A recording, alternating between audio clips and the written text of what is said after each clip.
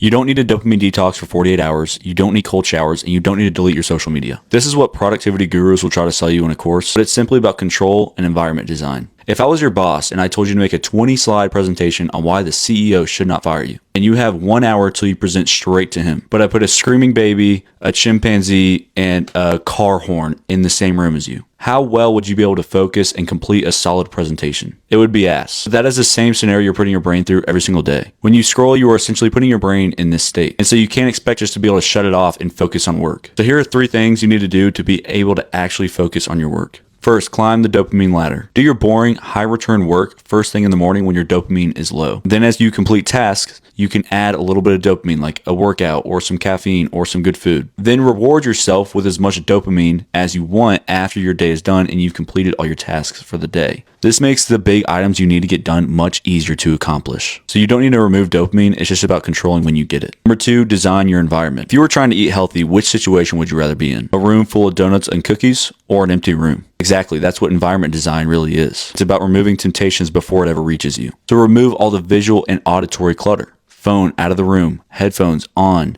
do not disturb on, completely removing the temptation of distraction from your environment. 3, keep it simple. You don't need a 1 hour, 15-step morning routine with a complex Notion dashboard and a perfectly aesthetic desk. You need caffeine, a to-do list, and some execution. I think people spend more time building productivity systems than actually being productive. Focus on simple systems like a simple to-do list, a simple calendar, and a simple 2 to 3 step routine to get you into that work. Forget dopamine detox, build systems that build real progress.